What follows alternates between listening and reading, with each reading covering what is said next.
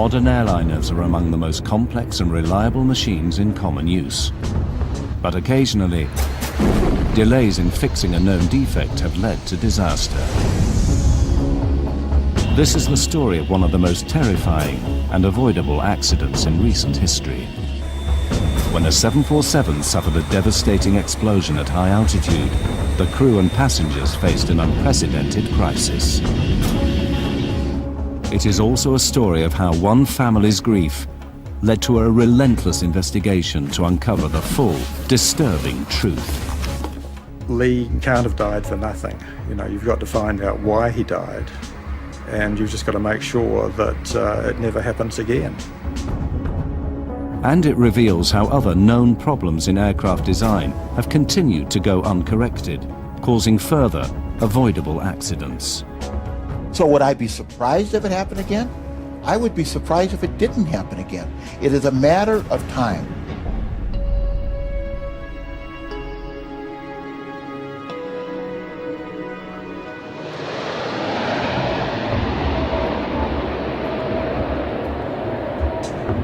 One of the most shocking cases of a known design flaw being ignored for years would finally take its toll on a United Airlines 747 bound from Honolulu to Auckland, New Zealand.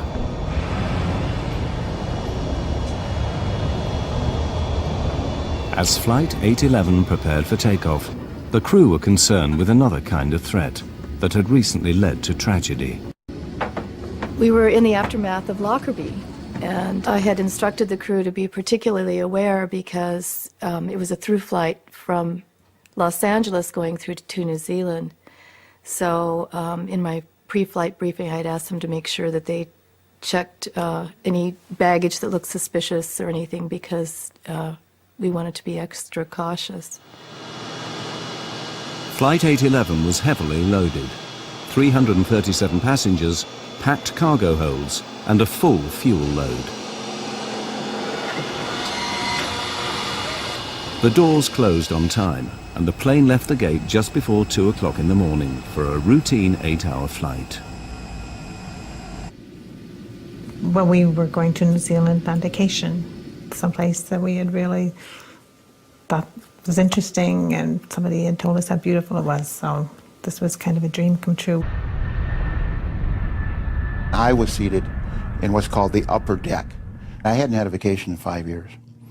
And I took all my Mileage Plus points from United Airlines, and I purchased a business class ticket to Auckland, New Zealand, and Sydney, Australia. And I was going to finally make that dream vacation I'd always wanted, to get to Australia and lay on a beach somewhere and forget about airplanes, forget about accidents, and get this out of my mind for a while.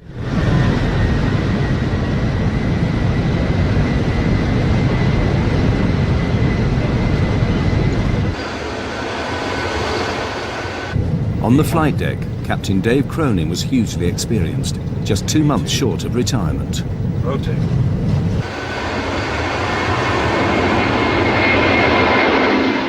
I flew almost 35 years with United. I've got over 30,000 hours of flight time and just about everything, military as well as civilian. My co-pilot, or first officer, was Al Slater. And I've known Al at that time for probably 20 years. And the second officer, Mark Thomas, was the first time I had flown with him. But we got along real well. Tell them we can handle 33 if it's available, okay? The pilots wanted to climb to 33,000 feet above the Pacific Ocean to avoid turbulence from bad weather. We did notice that there were thunderstorms 100 miles south, right on course, which was rather unusual for that time of night. So I left the seatbelt sign on. Captain Cronin's decision to keep people fastened in their seats would save the lives of many. We were still climbing out, and the seatbelt sign was still on, and just basically getting ready to serve beverages and then to tuck everyone in for the evening because it was going to be a long flight down to New Zealand. Okay, tell them we're going to detour over to the left. Center, United 811 Heavy, we're going to be detouring. Some weather here, it'll be to the left, of course. 100 miles from Honolulu, As Flight 811 climbed through 23,000 feet, a critical malfunction was about to occur. There was now a huge air pressure difference between the inside and outside of the aircraft. Suddenly, passengers sitting just above and behind the cargo door heard a noise. Then there was kind of a grinding noise.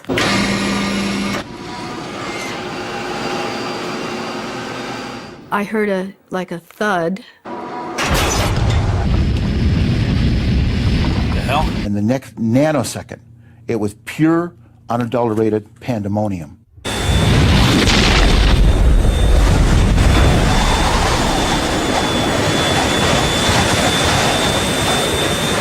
We lost number 3. Going down. It looks like we've lost number 3 engine and we're descending rapidly. Coming back. The next thing I knew, I found myself on the stairwell, hanging onto the rungs, and I immediately knew it was an explosive decompression. The cargo door had torn off and ripped a huge section of the plane with it. The pressurized air inside blasted out with explosive force. I immediately thought of Lockerbie. We actually thought it was a bomb that went off. It was hell on earth. Everything on the airplane that wasn't fastened down, tied down, or secured became airborne. The noise was incredible.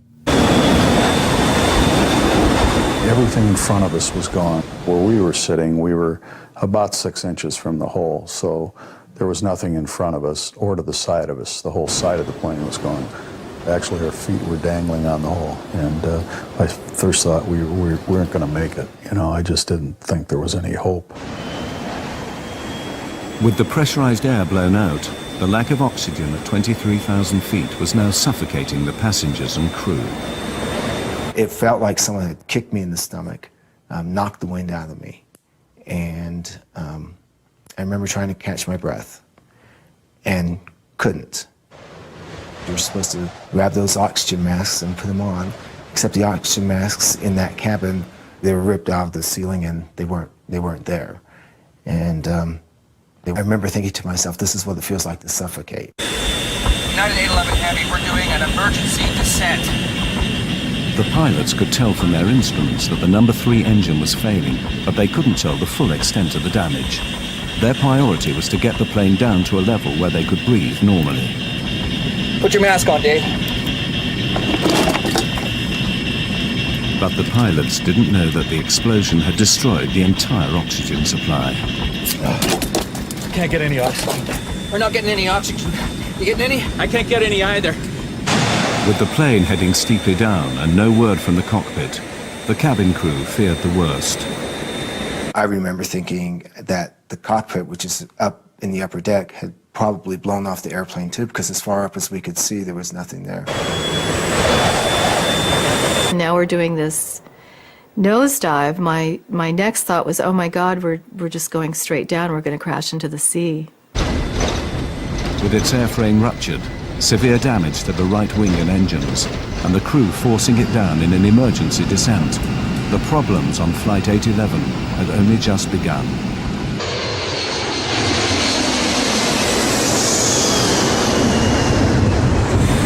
Two minutes after suffering a devastating explosive decompression, Flight 811 was still in a steep emergency descent, passing rapidly through 15,000 feet to reach breathable air. United 811 Heavy, say your altitude now. Leaving 15. United 811 Heavy, we're out of 15.5. United 811, roger. I think we blew a door or something. Tell a flight attendant to get prepared for an evacuation. The crew finally began to level out at a safer altitude, but they now faced a barrage of problems. The most immediate was the disintegration of the number 3 engine, nearest to the explosion. We don't have any fire indications? I don't have anything. Okay, we lost number 3. Let's shut it down. There's no M1. Yeah, okay. Ready for number 3 shutdown checklist. Number 3. Before you shut down number 3, the generator went off. Looks all right to try it now.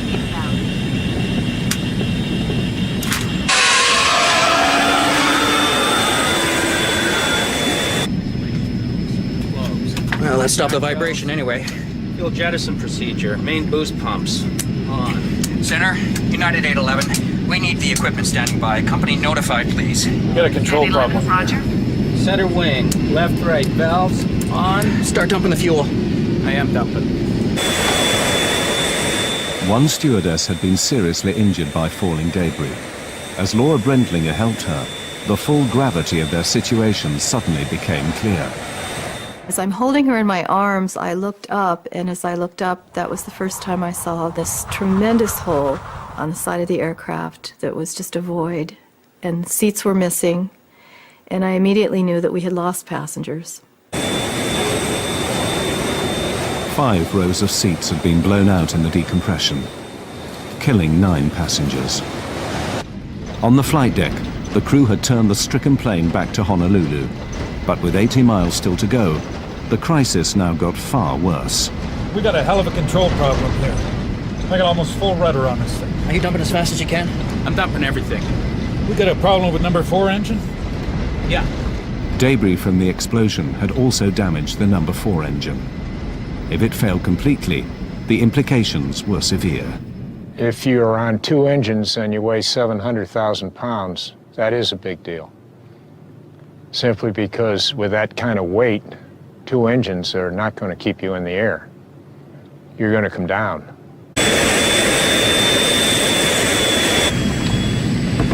Can you maintain 240? Yeah, just barely. We're losing altitude. No, it's... Center, United 811 Heavy. Do you have a fix on us? Affirmative, sir. I have you on radar. Okay, we've lost engine number 3, and we don't have full power on engine number 4. We can't hold altitude right now. We're dumping fuel, so... United 811 Heavy, roger. I show you 60 miles south of Honolulu at this time. Roger. I haven't talked to anybody yet. I can't get to them. You want me to go downstairs and take a look? Yeah, let's see what's happening down there. I think we lost a compressor, but... Can't hold altitude. Yeah, I told him that we're Put gonna... some max on there. I got takeoff power on this thing. Whatever you need, Captain. Although the number 4 engine was failing, the pilots pushed it, along with the remaining engines, to full power, a setting they should not be run at for more than 4 minutes. But the nearest land was 15 minutes away. I look out the window on the right-hand side, and I see flames, big flames. And I know what flames in an engine means. It's not good. The pilots were unaware that the number 4 engine was now on fire.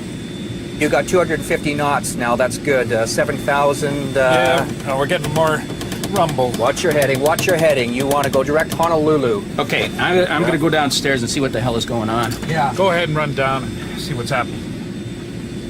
I saw the flight engineer descend down the stairwell. And when I saw him, my relief was, oh my God, they're alive. And there was a huge sense of relief for me.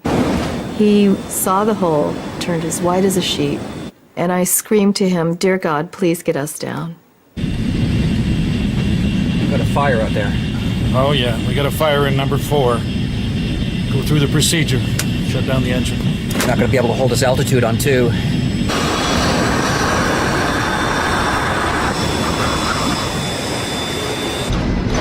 We got a fire on the right side. We're on 2 engines now. The whole right side, it's just gone from about the one right back to it's just open. You're just looking outside. What do you mean? It looks like a bomb. Fuselage? Yeah, the fuselage, it's just open. Okay, it looks like we got a bomb that went off on the right side. The whole right side is gone. Yeah, from about the one right back to Anybody?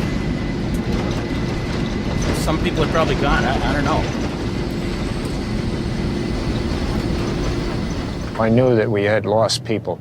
I didn't know how many. In fact, I didn't know until the next day how many were lost. But, you know, it's a terrible thing when you're a captain of an airplane and you lose passengers.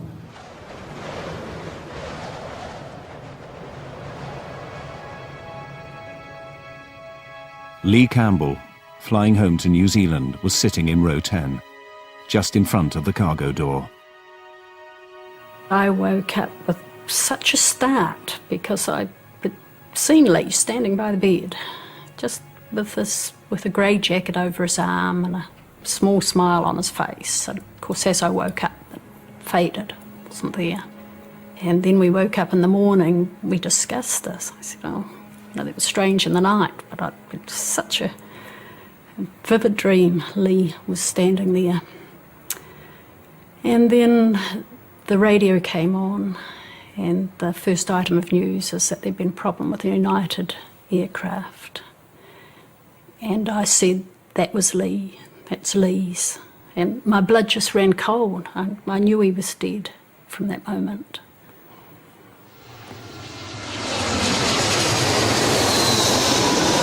Center, do you read?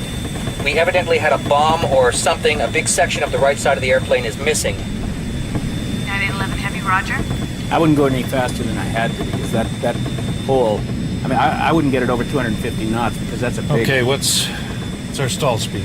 I wouldn't go below 240. Yeah. I don't know if we're gonna make this. We didn't know that we were going to make it back.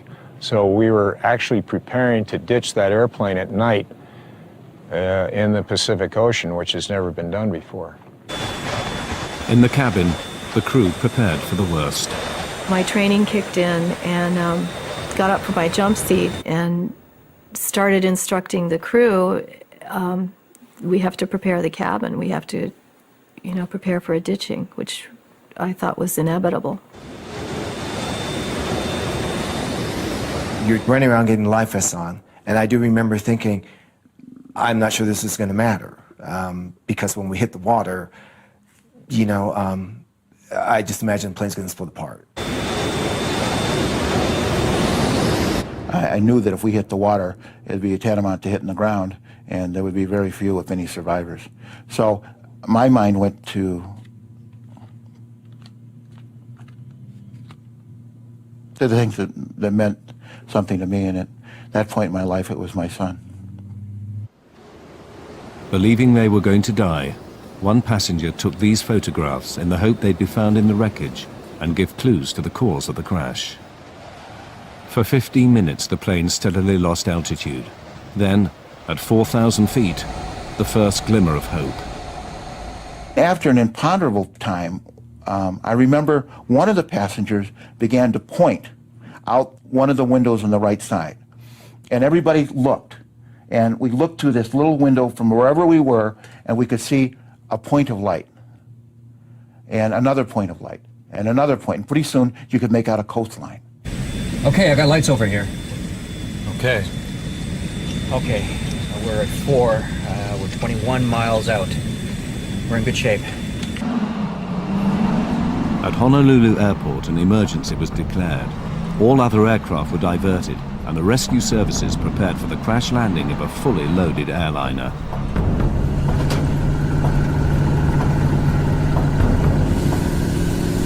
Hey, you want to give me some speeds? Yeah, 150 is going to be your 2 engine. Use a 160. I need souls on board if you have it. Okay, souls on board. 160 is the minimum. Stand by, United 811 Heavy. I don't know how many's on board. 200 and I don't have the paperwork in front of me here. We're too busy right now. 200 and something. Okay. 6 minutes from the airport, the crew now had to slow the overweight plane for landing. But the effect of this was unknown. What's going to happen when I start coming out with flaps and landing gear? We're either going to land on the airport, in the water, or downtown Honolulu. Okay, we'll try 10. Okay, inboards are coming to 10. How do the controls feel? All right so far. But the flaps were damaged and could not fully extend. This meant that Flight 811 would have to land dangerously fast. You have 811 Heavy. Do you have the airport in sight? It's over here to the right, Captain. Okay. Okay, we have the airport. United 811 Heavy. 811 is clear to land 8 left. Equipment standing by. Wind 05012. clear to land. 8 left, United 811 Heavy. As the unstable 747 lined up for landing, the pilots knew they would only have one attempt. But even if they got it on the runway, the nagging question remained. Would the stress of impact cause the damaged and overweight aircraft to disintegrate?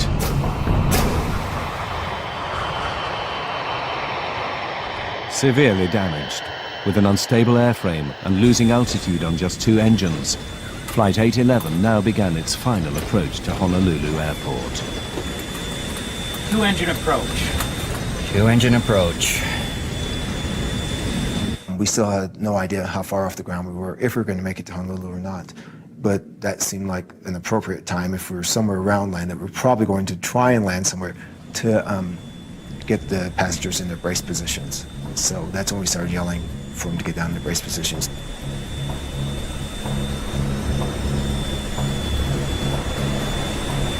Every molecule in my body combined to express, get this damn airplane on the ground. Well, how are we doing on the hydraulics? Hydraulics are good.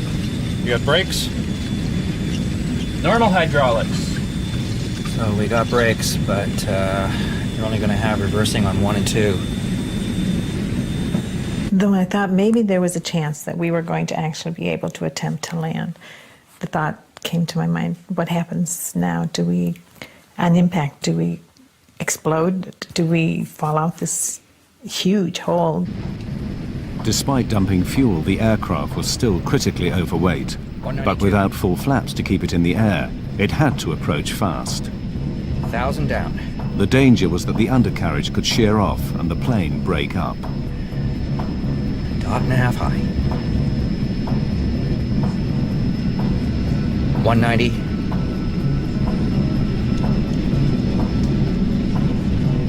185. A little slow, Dave. It's below what we want.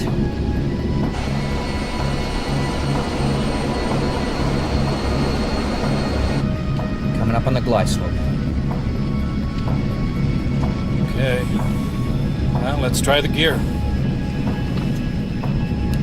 No one knew if the explosion had damaged the landing gear. I remember Laura saying to me that she didn't hear the landing gear go down. And it was loud, it was still loud, and I didn't hear the landing gear go down. So that's another thought. Maybe they can't get the landing gear down. Maybe it's not down. Got gear down, we're clear to land, and everything's taken care of as far as we know.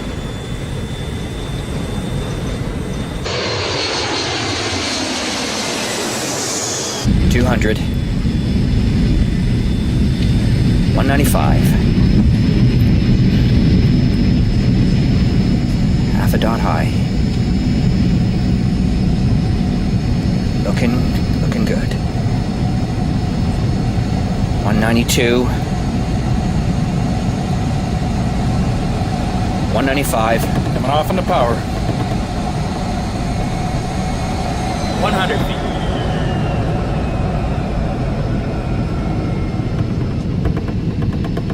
50 feet.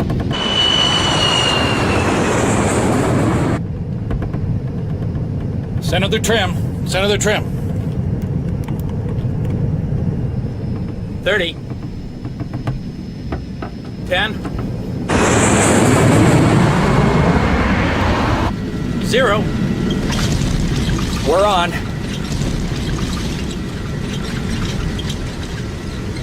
Gear's holding. We landed.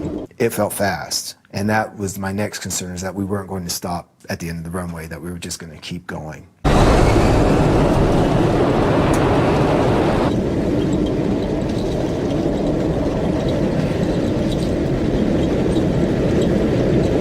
And all of a sudden we were slowing down, and I said, "Oh my God, we've landed. We're on ground." And the people started applauding.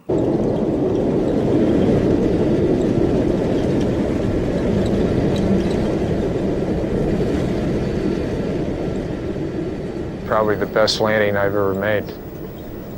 When we finally stopped on the runway, We deployed all 10 chutes, and the flight attendants evacuated all the passengers. It's amazing how fast everyone went. My understanding is like less than 45 seconds, 330 people were off the airplane. We were probably 20 feet off the ground, and I would have stepped out of the airplane without a slide. I wanted to get off so bad. Fortunately, there was a slide. I stepped into the abyss, fell into the slide, whooshed down to the bottom of the thing, and then you hit feet running. The slide kind of kicked me up and flew me up into the air, and my thought was, oh my God, I'm going to survive this whole thing, and I'm going to get wiped out here on the evacuation, because it just really threw me. And I landed and scraped up my legs pretty badly and landed on my feet, and it wasn't until that moment that I had the sense of, I'm here, I'm okay, I'm on the ground.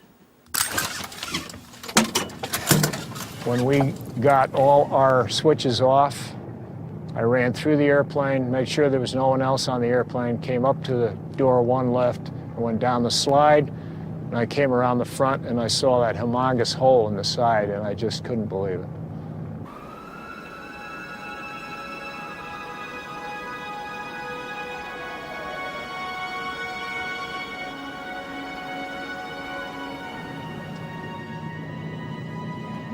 By the grace of God, we made it, and it was an awesome experience. I would never want to go through that again. It was crazy, it was wild, it was scary, all at the same time.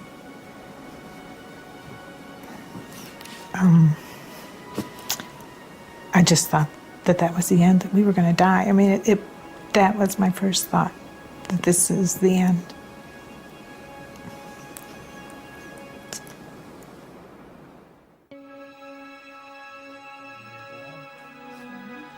But for the families of the 9 people who were killed, the ordeal was only beginning. Kevin and Susan Campbell's son Lee had been flying home. About 3 o'clock in the afternoon, I think they said that there was no New Zealanders involved, but we just knew that it was Lee.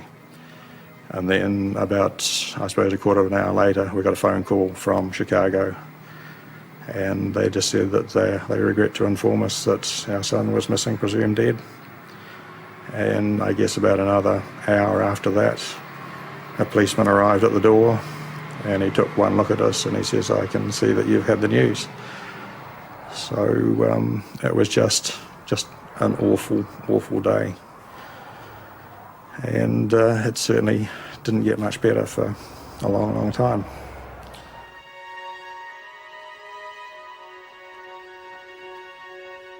Although Lee's body had not been recovered, the Campbells flew straight to the wrecked aircraft in Honolulu. Your initial feeling is that you want to be as close to the spot where your relative died, and that was the aircraft. So we had to immediately go and see the aircraft.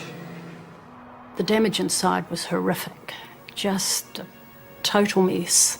And the hole in the side of the aircraft was much bigger than I had thought it would be, even though we had seen television newsreel reports. And it was so sad to get in and actually see where Lee's seat had been. The legs of the seat were still there. There was a good bit of fuselage beside him, and still a window. But the Campbells' desire to find the cause of Lee's death inevitably brought them face to face with dreadful details. They took us to the medical examiner's office as well, because they had found body parts and that sort of thing. So they didn't actually show us the body parts, but they showed us bits and pieces that they had recovered from the engines, and we got the medical examiner's report on what they had recovered. So, we really would have preferred that it was Lee that went through the engine, because it would have been an immediate death, whereas it was a 4-minute fall down to the ocean, and we know that the people could have been alive as they were falling. And when you think about that, that's just horrific.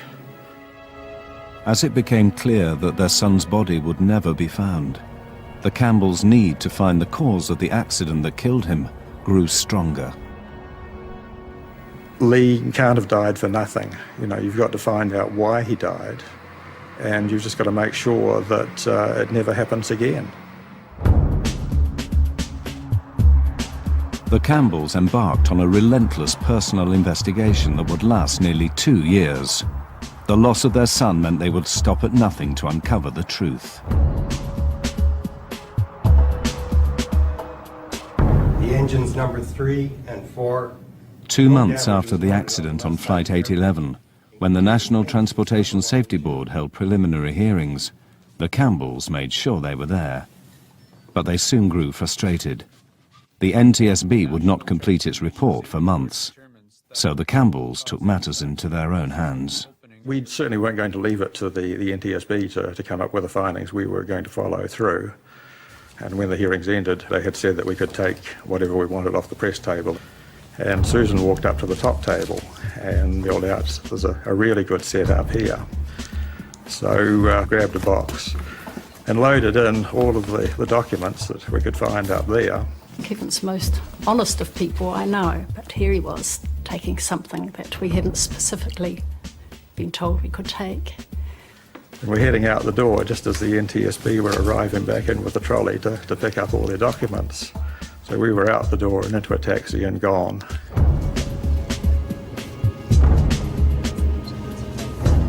So we quickly realised we'd got a really good set of papers with a lot of things that hadn't been released to the public. We were able to really start our investigation in earnest at that stage. The unpublished documents revealed a disturbing catalogue of problems with the forward cargo door, going right back to its original design. Instead of a plug door that gets jammed into its frame as the aircraft pressurizes, Boeing opted for an outward opening door. This allowed for more cargo space, but was not fail-safe like the plug design. So Boeing built what they believed was a foolproof locking mechanism. What they do is they build in multiple redundancies to make sure the door is properly latched and does not open. And you build it in to a point of that it's extremely improbable that the door would ever open. So what went wrong on Flight 811? The Campbells soon discovered that the problem lay in the design of the locking mechanism. To lock the cargo door on the 747, electric motors rotate C-shaped latches around pins in the door frame. A handle then moves arms, known as locking sectors, over the top of the C latches to prevent them from reopening. But as early as 1975, problems were found with the locking sectors. Kevin Campbell, an engineer by training, built a model to show the weakness in the Boeing design. Initially, the locking sectors were made in aluminium, and in 1975, Boeing realised that they weren't strong enough, and they actually doubled up the aluminium to make it double thickness. But it still wasn't strong enough, and a lot of the airlines didn't even put the doublers on anyway. The weakness of the aluminium drastically increased the risk of the door accidentally opening. With the aluminium locking sectors, if the C-locks tried to backwind, open electrically, it would just push the locking sector out of the way. It just simply wasn't up to the job that it was designed for. For 20 years, 747s have been flying with this crucial weakness.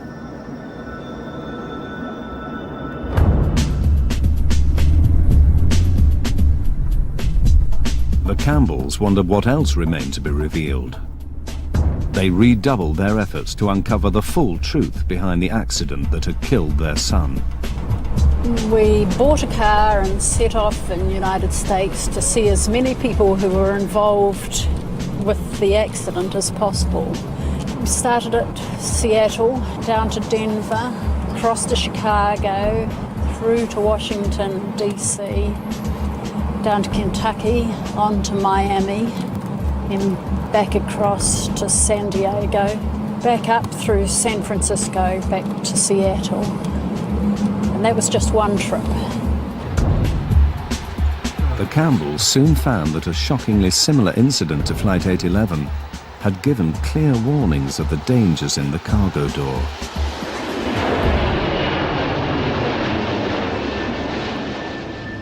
In 1987, 2 years before Flight 811, a Pan Am 747 had been climbing out of Heathrow when it failed to pressurize at 20,000 feet. The pilots had to turn back. When they got back to Heathrow, they found that the door was hanging open 1.5 inches at the bottom and all of the locks were open. When it got to the maintenance base, they found that all of the locking sectors were either bent or broken. Why had the sea latches turned and bent back the locking sectors? Boeing claimed that the ground crew must have mishandled the mechanism. The door had been closed manually, and what they said happened was that the guy wound the sea locks closed, 98 turns of a speed wrench.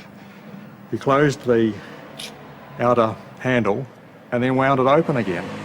And if to be in the position that they were found in when the aircraft got back, he would have had to wind them open 98 turns. And this is just absolutely ridiculous. But the Campbells' investigation uncovered another vital clue to why the sea latches had turned. A report by Pan Am engineers highlighted problems with the door's electrical system. It had a fault in the S2 master latch lock switch that should have turned off the power to the door when the outer handle was closed. This was an alarming finding. When the outer handle was closed, the S2 master lock switch was meant to disconnect the power supply and stop the sea latch motors from turning. So could this have failed, allowing the motors to open the door? To find out, Boeing asked the airlines to do a simple test. Close the outer handle, then press the switch to open the door, and see what happens. When they hit the switch, it actually worked. Boeing thought, you know, this is not going to work, but it actually worked. There was power to the door locks with the outer handle closed, and the lock started to move, and it started to force the locking sectors out of the way.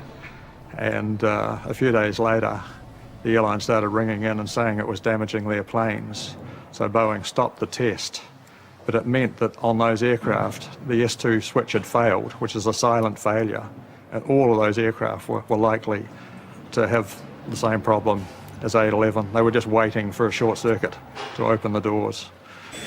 The Campbells now became convinced that the accident on Flight 811 began with a failure of the S2 switch. Power remained on to the sea latch motors. All it took was a short circuit in the 20-year-old wiring, which had been found to be frayed on other aircraft, to start the motors up. The aluminium locking sectors were too weak to stop the latches turning, and the cargo door burst open. The National Transportation Safety Board determines that the probable cause of this accident was the... After waiting a year for the NTSB report, Kevin and Susan Campbell expected it to match their theory of what had led to the accident on Flight 811. I assumed that we would have a report come out that this was an electrical malfunction, and were staggered when they came out and said that the door had been mishandled. The report focused entirely on the fact that the door lock must have been mishandled by the ramp attendant. That was disappointing, and we felt that they must have been at a different hearing from the one we were at. So how had the NTSB come to their conclusion?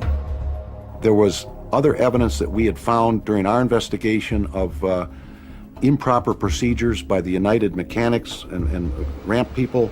So we were convinced that there was, we could use the word abuse being done on the doors. The doors were sort of abused and weren't maintained very well. We concluded that the probable cause was mechanical. For the Campbells, the NTSB's failure to mention the electrical problems just wasn't good enough. What they said happened was the door was closed, the locks didn't fully close, they're just partially closed, just hanging on the pins, and then they closed the outer handle. But it just simply can't happen because that part of the locking sector is still intact. Just simply can't happen. You can't close the outer handle unless these are in the fully locked position. It's the only way that the outer handle will close. And just closing this manually, you can't exert enough force to actually damage this part of the locking sector. All it does is just butts up against there. If the locks aren't fully closed, it just simply butts up against them and goes no further.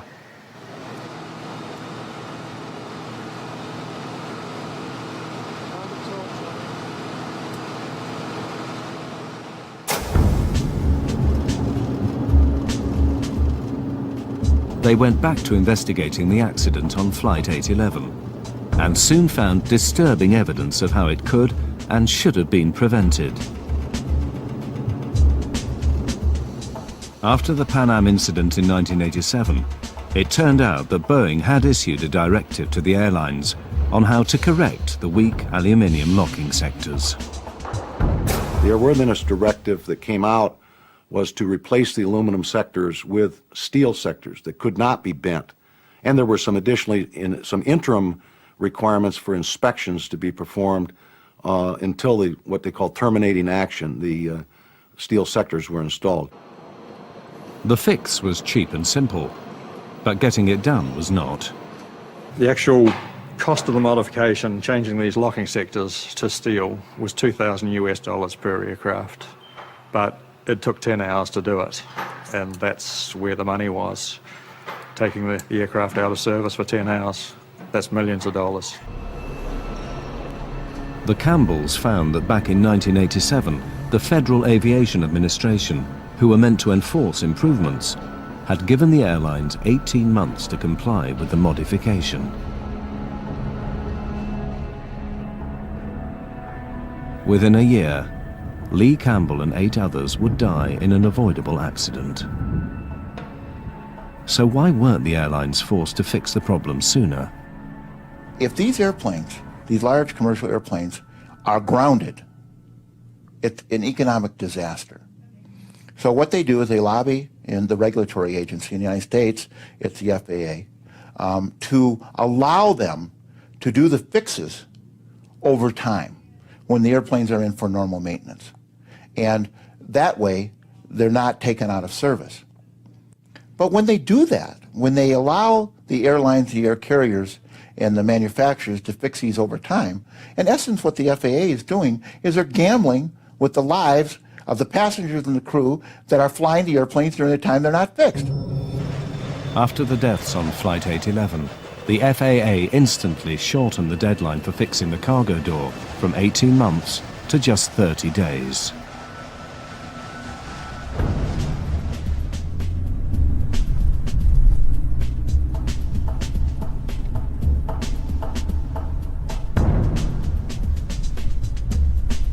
It was only when United had gone from one of the airlines of first resort to one of the airlines of last resort in New Zealand that they just totally out of the blue, we got a letter inviting us over to see them. And when we got there, they were just going to do a PR exercise on us. But we just laid into them, pointed out where they'd all got it wrong. And you could see them changing during it to realising that we did know what we were talking about and that we'd put a lot of serious effort into it. One of them actually broke down because they'd never had to meet next of kin before. And it ended up with the Vice President of United taking us round the maintenance facility, and he had people running off in all directions just to get the information that we wanted, questions answered. We could go anywhere that we wanted, and everything was laid on for us because at that stage they realised that we really did know what we were talking about. The pressure of the Campbells' campaign eventually began to pay off. The vital piece of evidence that could prove them right, the cargo door, still lay 2 miles down in the Pacific Ocean. But as articles appeared in the American press, the NTSB commissioned the US Navy to search for it. 100 miles south of Honolulu, a deep submersible began to trawl the seabed. We went to Honolulu and waited there while they had their attempts, and they finally recovered the door from 14,000 feet of water, which was the deepest recovery ever at that time. and we were phoned within an hour of it coming out of the water. But before the Campbells could see it, the door was swiftly removed to Boeing's plant in Seattle. The Campbells went in hot pursuit. We went over to Boeing and they wouldn't show it to us. So they reckon that the crucial pieces had gone to the NTSB. So again, we got in the car and drove across to Washington, DC. We arrived at Ron Schleid's office, and Ron looks at his watch and he says, "I can give you 5 minutes." So about 3 hours later, we had the pieces that they recovered in our hand, and they acknowledged that we were definitely correct. It was an electrical malfunction, and that they said they would fix the planes, they would make sure it never happens again, but just don't hold your breath that the report will ever be changed. Even with the evidence of an electrical malfunction in their hands, the NTSB refused to change their report.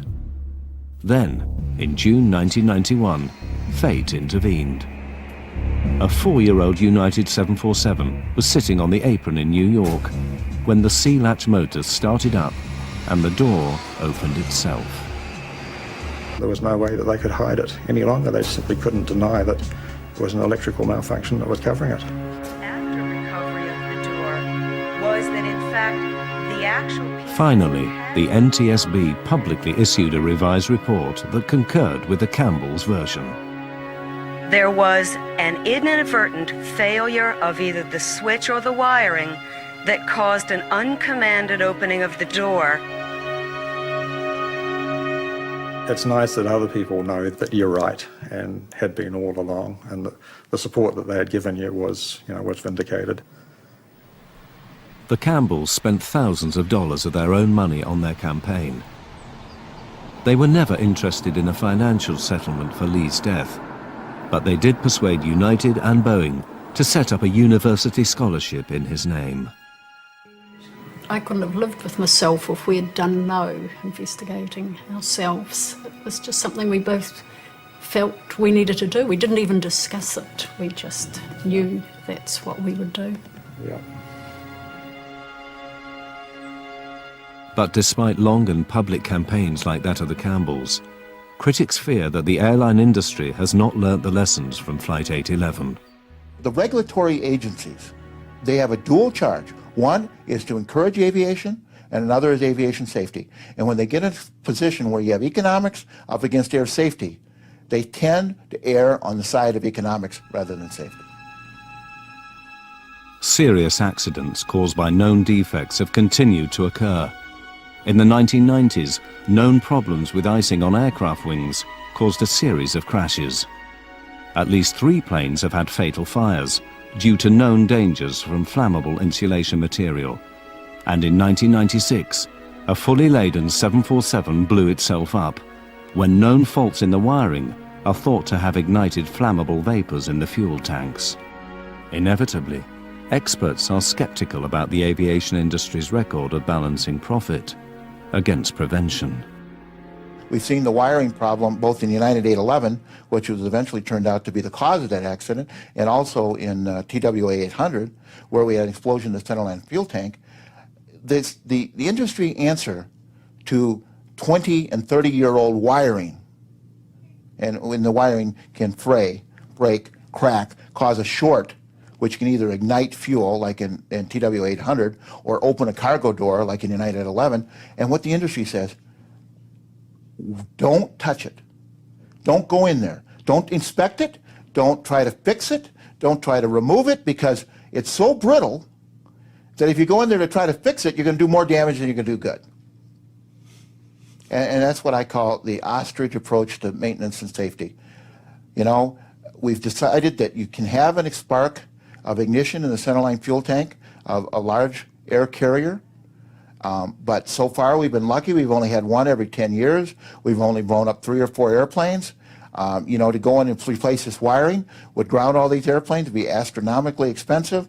You know, 1 airplane every 10 years, 1 airplane every 5 years, 200-300 people, cost of doing business. Cost of doing business. And that's a great economic analysis, and unless your mother or your child is on board one of these airplanes that happens to pay the price for their economic satisfaction.